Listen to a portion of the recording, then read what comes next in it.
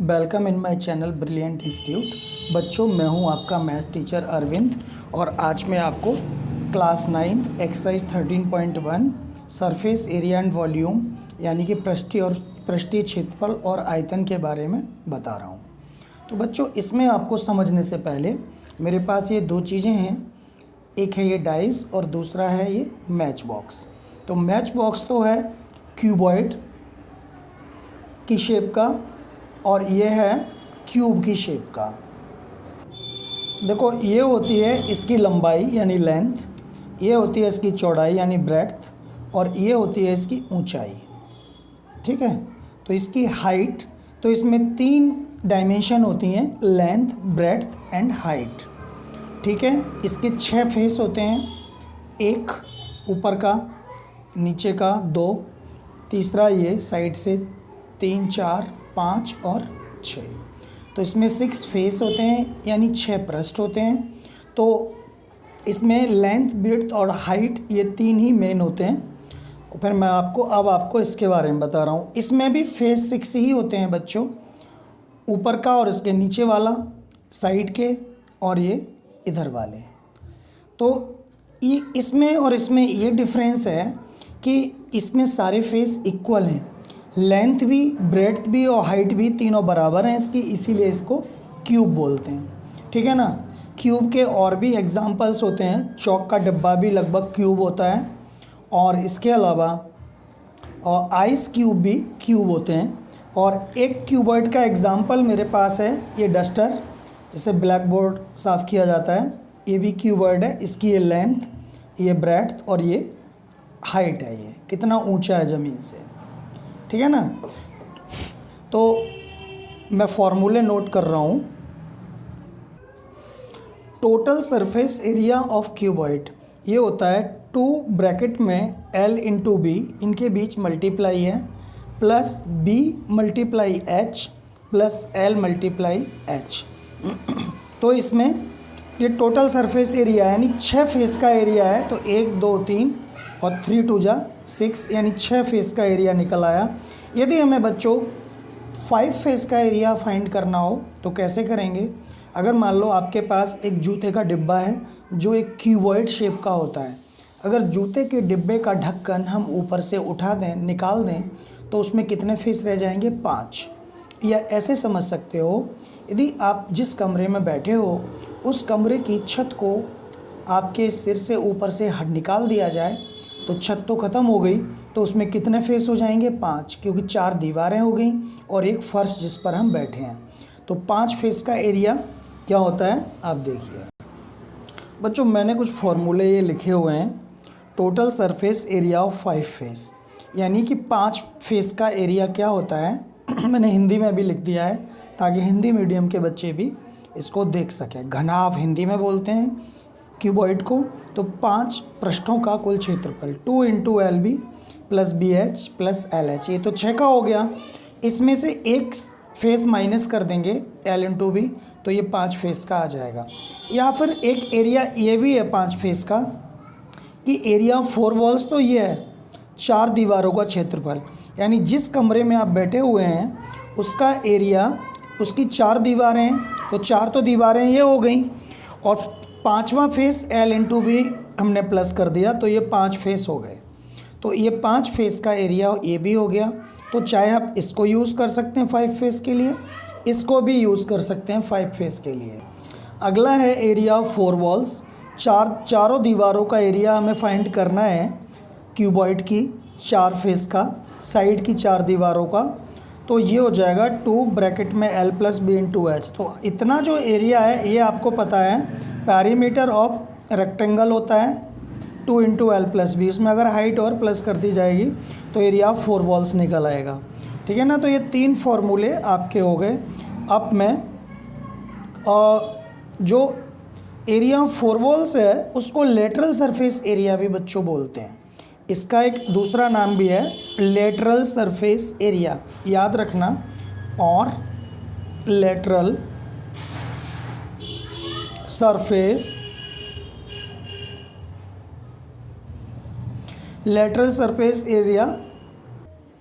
तो हिंदी में बोलते हैं पार्श्व पृष्ठीय क्षेत्रफल।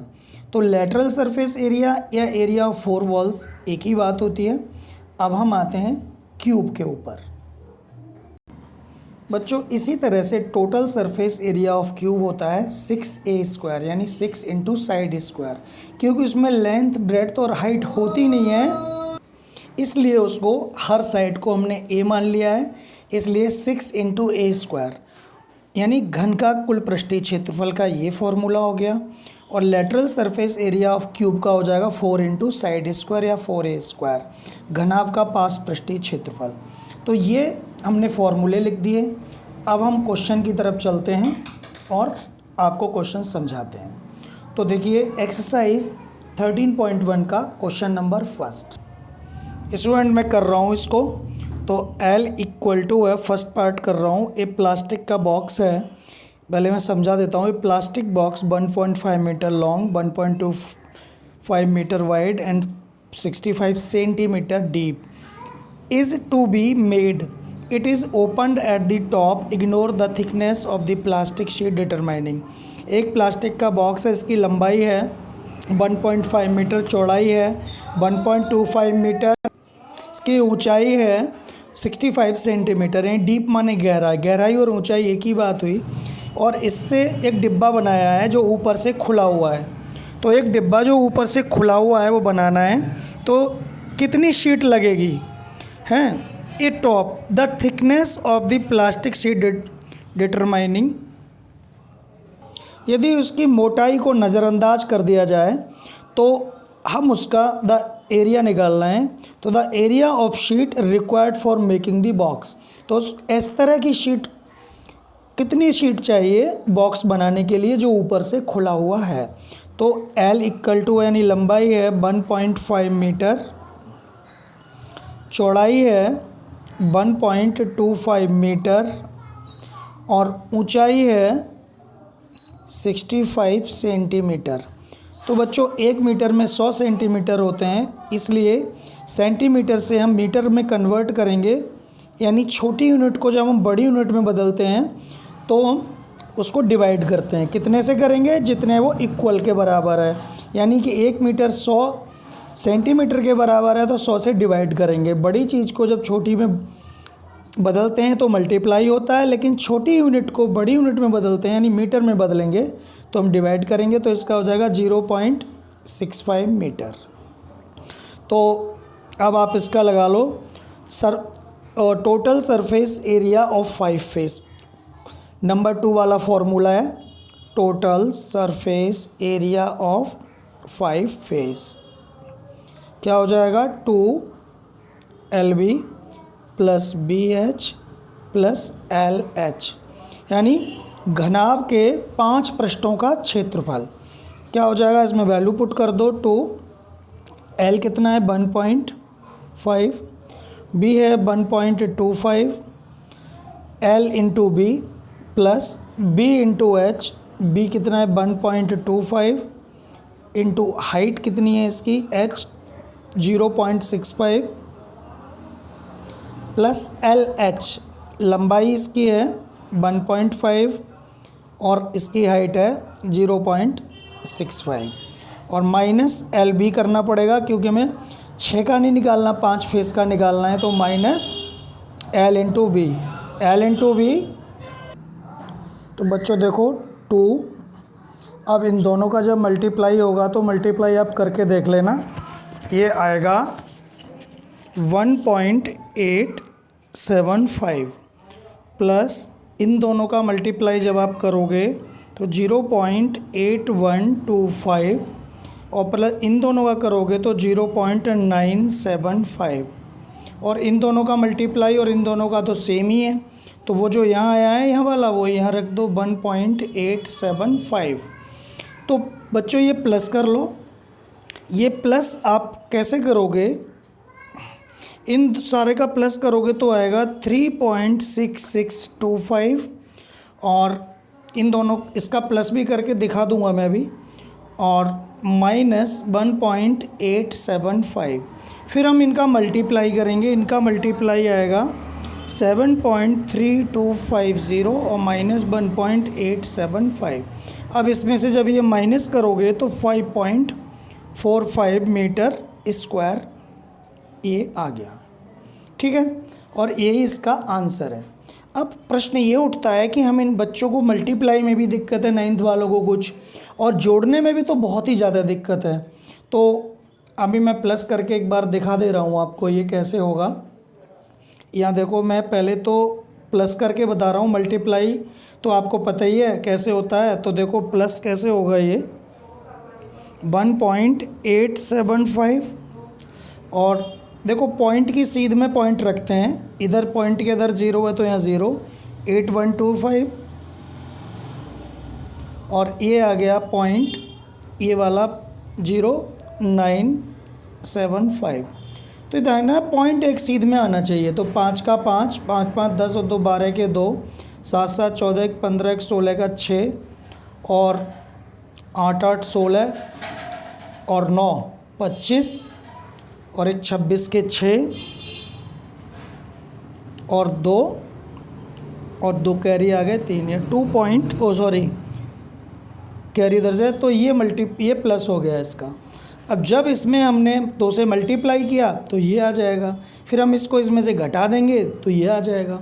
तो टोटल सरफेस एरिया यानी कुल पृष्ठीय क्षेत्रफल 5 फेस का यानी 5 पृष्ठों का कुल क्षेत्रफल हो गया ये, 5 पृष्ठों का कुल क्षेत्रफल ये हो गया। और इसी के साथ ये क्वेश्चन का फर्स्ट पार्ट ख़त्म हो गया। अब उन्होंने बोला है cost of sheet for its, यहाँ पे लिखा है ना, the cost of sheet for it if a sheet measuring 1 metre square cost ₹20। तो अब यहाँ लिख दो कॉस्ट ऑफ 1 मीटर स्क्वायर, या डायरेक्ट मल्टीप्लाई कर दो 20 से, इसमें कॉस्ट निकल आएगी। चलो तो मल्टीप्लाई कर देता हूँ। तो कॉस्ट यानी कॉस्ट का मतलब कीमत, तो ये 5.45 को मल्टीप्लाई कर दीजिए आप 20 से, 0 0 0, 2 5 जा 10 का 0, 2 4 जा 8 और 1 9, और 2 5 जा 10, 0 0 9 1 0, 2 प्लेस के बाद पॉइंट लग गया तो यहाँ पे तो 109। तो कॉस्ट यहाँ लिख दो, यानी कीमत हो गई 109 रुपीज़। ये फर्स्ट पार्ट क्लियर हो गया, फर्स्ट क्वेश्चन आपका क्लियर हो पाया है इतनी देर में। अब हम करते हैं इसका एक क्वेश्चन और करूँगा मैं, क्वेश्चन नंबर 2 है।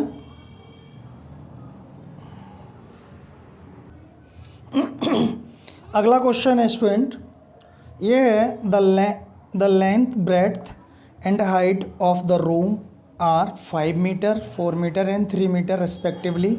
Find the cost of white washing the walls of the room and ceiling at the rate of ₹7.50 per metre square. तो एक कमरे की लंबाई ये है, चौड़ाई ये है और ऊंचाई ये है, उसमें वाइट वॉशिंग करानी है, सफ़ेदी करानी है 4 दीवारों पर और छत पर।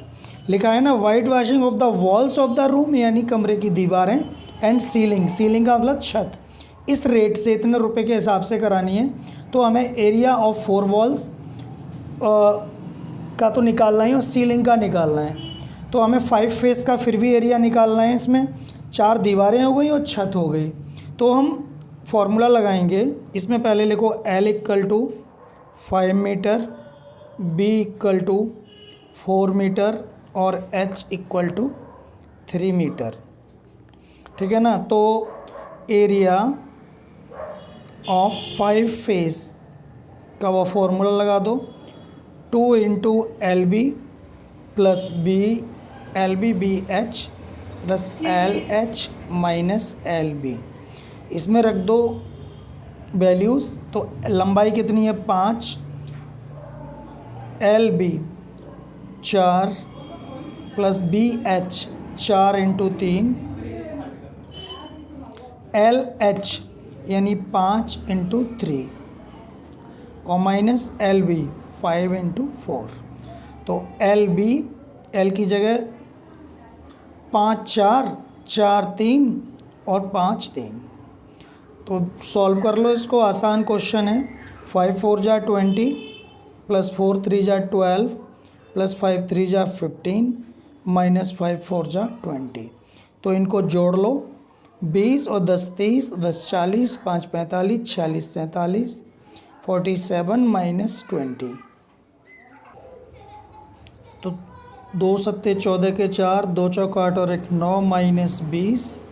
तो 94 में से 20 गए तो 74 बचा, तो ये मीटर स्क्वायर। ये 4 दीवारों और सीलिंग यानी छत का एरिया है। अब 5 का हो गया ये। अब कॉस्ट निकाल लेंगे, कॉस्ट ऑफ पेंटिंग यानी वाइट वॉशिंग, पुताई का खर्चा। तो क्या रेट दिया हुआ है यहाँ पर 7.50। 7.50 को 74 से मल्टीप्लाई करोगे आप तो आ जाएगा 555 रुपीज़।